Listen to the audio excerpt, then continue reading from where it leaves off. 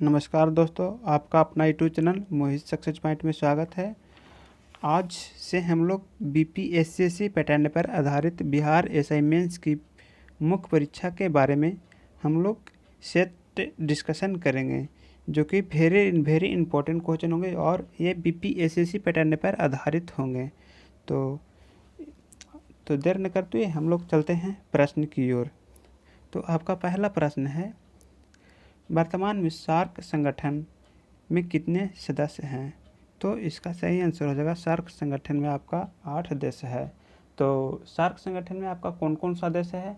तो पहला हो जाएगा आपका भारत, उसके बाद पाकिस्तान, अफगानिस्तान, उसके बाद नेपाल, भूटान, बांग्लादेश, फिर श्रीलंका और मालदीव। ये 8 देश हैं जो कि सार्क देश में होते हैं। ठीक है दोस्तों, तो इसका सही आंसर हो जाएगा आपका 8। अब चलते हैं हम लोग अगला प्रश्न की ओर। आपका अगला प्रश्न है, कौन सा देश हाल ही में जलवायु आपातकाल घोषित करने वाला दुनिया का पहला देश बना है? तो इसका सही आंसर हो जाएगा आपका ब्रिटेन। ब्रिटेन है कि जलवायु आपातकाल घोषित करने वाला दुनिया का पहला देश बना है। तो चलते हैं अगला प्रश्न की ओर। आपका अगला प्रश्न है, बिग बैंग सिद्धांत निम्नलिखित में से किसके उद्भव की व्याख्या करता है? यहाँ पर दोस्तों बिग बैंग लिखा हुआ है। बिग बैंग सिद्धांत निम्नलिखित में से किसके उद्भव की व्याख्या करता है? तो आपका इसका सही आंसर हो जाएगा ब्रह्मांड का। तो बिग बैंग का सिद्धांत किसने दिया था? तो जॉर्ज लेमेंटेरे ने दिए थे। किसने दिए थे? तो जॉर्ज लेमेंटेरे ने दिए थे। इसका सही आंसर हो जाएगा आपका ब्रह्मांड। अब चलते हैं हम लोग अगला प्रश्न की ओर। आपका अगला प्रश्न है, सूर्य की परिक्रमा के दौरान पृथ्वी सूर्य से न्यूनतम दूरी पर कब होता है?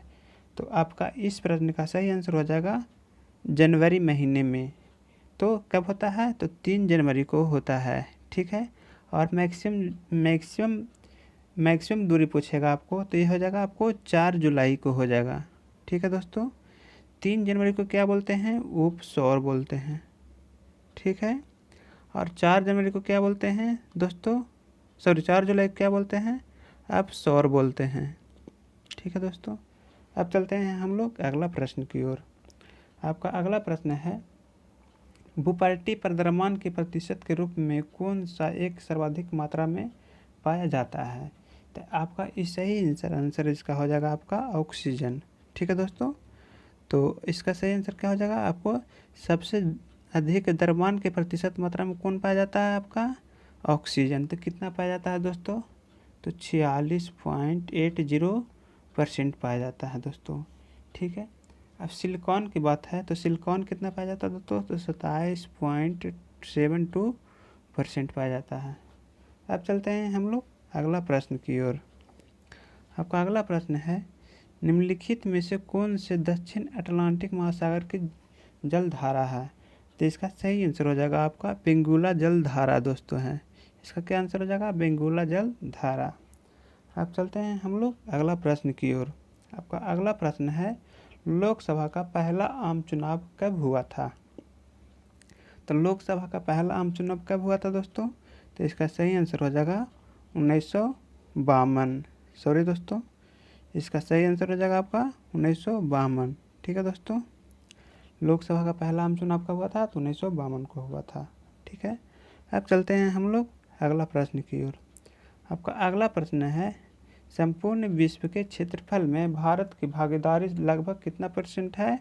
तो 2.42% है। ठीक है, अगर ये पूछेगा कि ग्लोबल का कितना % है, तो ग्लोबल का पूछेगा दोस्तों तो हो जाएगा 0.57% हो जाएगा। ठीक है दोस्तों, अब चलते हैं हम लोग अगला प्रश्न की ओर।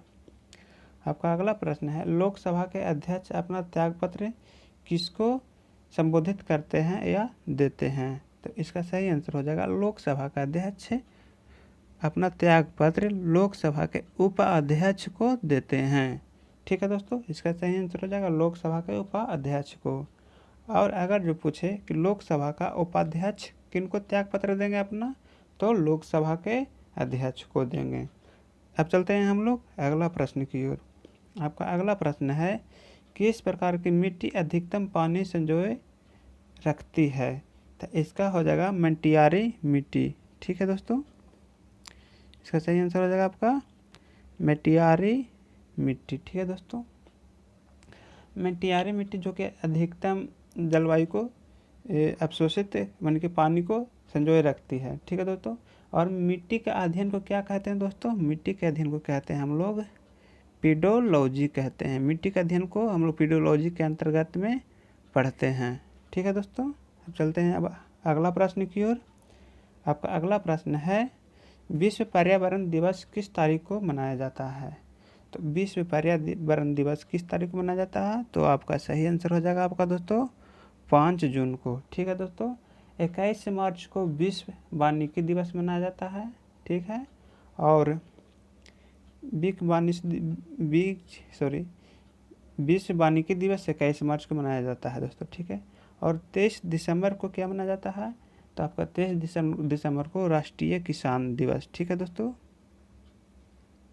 राष्ट्रीय किसान दिवस मनाया जाता है। ठीक, और 21 मार्च को राष्ट्रीय वानिकी दिवस मनाया जाता है। अब चलते हैं हम लोग अगला प्रश्न की ओर। आपका अगला प्रश्न है, किस पदार्थ में ऑक्सीकरण में सर्वाधिक ऊर्जा प्राप्त होती है? तो सर्वाधिक ऊर्जा किससे प्राप्त होती है दोस्तों? तो इसका सही आंसर हो जाएगा आपका वसा, यानी कि वसा में होती है ऑक्सीकरण। किस पदार्थ में ऑक्सीकरण से सर्वाधिक ऊर्जा प्राप्त होती है? तो वसा से प्राप्त होती है, यानी कि वसा के ऑक्सीकरण से सर्वाधिक ऊर्जा प्राप्त होती है। अब हम लोग चलते हैं अगला प्रश्न की ओर। आपका अगला प्रश्न है, कणों के द्वारा हीट ट्रांसफर की प्रक्रिया को क्या कहते हैं? तो कंडक्शन कहते हैं। यानी कि क्या दोस्तों, यहाँ पर हो गया कि दो असमान तापमान वाले जब संपर्क में आते हैं तो उनके बीच के जो हीट ट्रांसफ़र होते हैं तो उसको क्या कहते हैं हम लोग?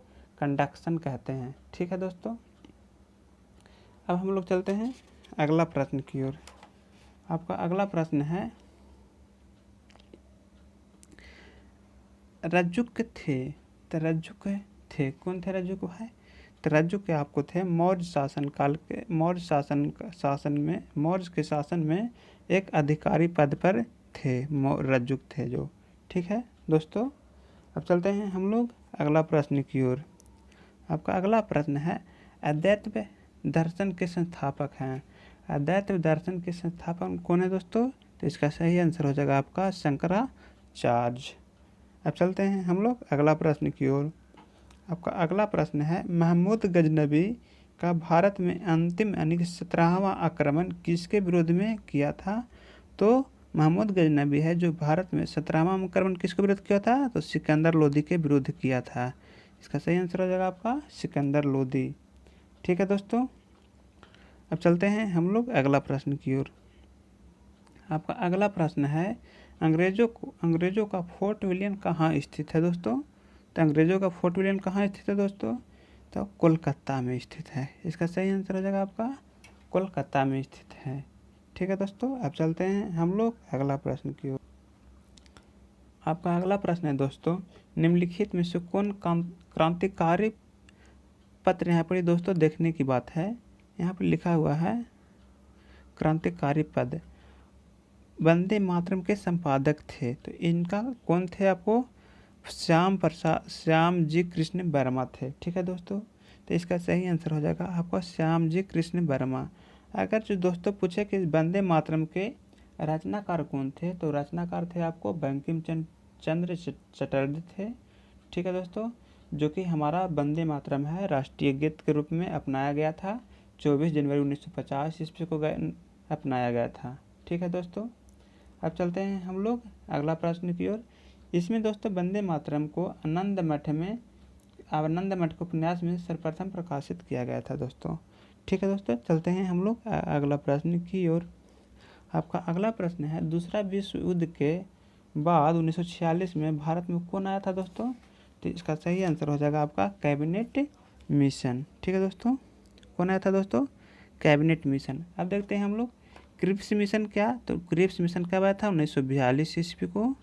ठीक है दोस्तों, कैबिनेट मिशन 1946 ईस्वी को, फिर बेबेल योजना 1945 ईस्वी को।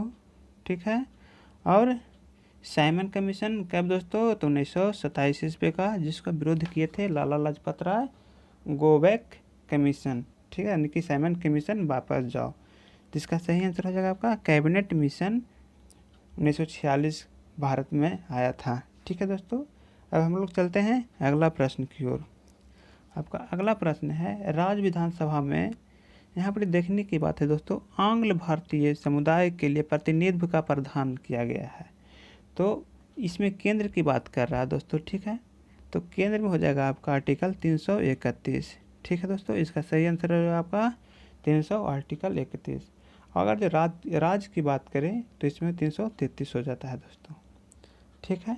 अब हम लोग चलते हैं अगला प्रश्न की ओर। आपका अगला प्रश्न है, मौलिक अधिकारों के अंतर्गत कौन सा अनुच्छेद बच्चों के संबंधित शोषण के विरुद्ध, यानी कि बच्चों के शोषण से संबंधित है? तो इसका सही आंसर हो जाएगा आपका आर्टिकल 24। यहाँ पर 23 और 24 है दोस्तों, जो कि शोषण के विरुद्ध के बारे में चर्चा किया गया है। और 17 में है छुआछूत के विरुद्ध के बारे में, और आर्टिकल 18 में है वंशानुगत को निषेध के रूप में किया गया है दोस्तों, ठीक है। तो इस प्रश्न का सही आंसर हो जाएगा आपका अनुच्छेद 24, ठीक है। अब हम लोग चलते हैं अगला प्रश्न की ओर। अगला प्रश्न आपका है, भारत में नियोजित अर्थव्यवस्था आधारित है। तो भारत में नियोजित अर्थव्यवस्था आधारित है, इसका सही आंसर हो जाएगा आपका समाजवादी व्यवस्था पर आधारित है। दोस्तों यहाँ पर देखा जाए तो भारत का देखा जाए कि किस पे नियोजित अर्थव्यवस्था किस पर आधारित है आपका, तो समाजी अर्थव्यवस्था पर निर्धारित है। और भारत का अर्थव्यवस्था कैसे है तो पूछा जाए तो मिश्रित अर्थव्यवस्था होगा। तो इस प्रश्न के नियोजित अर्थव्यवस्था पर आधारित है पूछेगा तो आपका समाजवादी अर्थव्यवस्था होगा आंसर। अब हम लोग चलते हैं अगला प्रश्न की ओर। आपका अगला प्रश्न है, लोकसभा के लिए चुनाव में निर्वाचित होने के लिए किसी व्यक्ति के लिए न्यूनतम उम्र, बात यहाँ पर पूछ रहा है दोस्तों लोकसभा की। तो लोकसभा में न्यूनतम उम्र कितने होता है दोस्तों? 25 साल होता है, ठीक है दोस्तों। और राज्यसभा में 30 साल होता है, ठीक है। अब हम लोग चलते हैं अगला प्रश्न की ओर। आपका अगला प्रश्न है, महात्मा गांधी ने अपनी आत्मकथा मूलतः किस भाषा में लिखी थी? तो इसका सही आंसर हो जाएगा आपका गुजराती भाषा में लिखी थी, ठीक है दोस्तों। अब चलते हैं हम लोग अगला प्रश्न की ओर। आपका अगला प्रश्न है, निम्नलिखित में से प्रत्येक पक्ष में खिलाड़ियों की संख्या किस खेल में सर्वाधिक होती है? ठीक है दोस्तों, तो इस प्रश्न का सही आंसर हो जाएगा रग्बी बॉल, ठीक है दोस्तों। तो रग्बी बॉल में कितना खिलाड़ियाँ होती है दोस्तों? 15, ठीक है। यहाँ पर देखा जाए फुटबॉल और हॉकी और क्रिकेट, इसमें कितना होता है दोस्तों? 11 होता है। खो खो और बेसबॉल में 9 होते हैं। तो इस प्रश्न का सही आंसर हो जाएगा आपका रग्बी बॉल में सर्वाधिक खिलाड़ी है, जिसमें कि 15 खिलाड़ी हैं, ठीक है दोस्तों।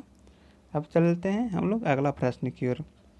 आपका अगला प्रश्न है, 20 रुपये के नोट पर निम्नलिखित में से किस राष्ट्रीय उद्यान की छवि है?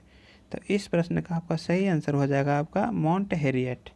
दोस्तों नोट के संबंधित, नोट की लंबाई चौड़ाई और उसके छवि जैसे 2000 रुपया, इससे ये सब के बारे में हम एक वीडियो बना चुका हूँ, जो कि आप लोग के लिए वेरी इंपॉर्टेंट होगा, आप लोग देख भी सकते हैं। तो इस प्रश्न का सही आंसर होगा आपका माउंट हैरियट, जो कि भारत में 8 नवंबर 2016 को 500 और 1000 रुपये का नोट को बंद कर दिया गया था उस दिन दोस्तों, ठीक है।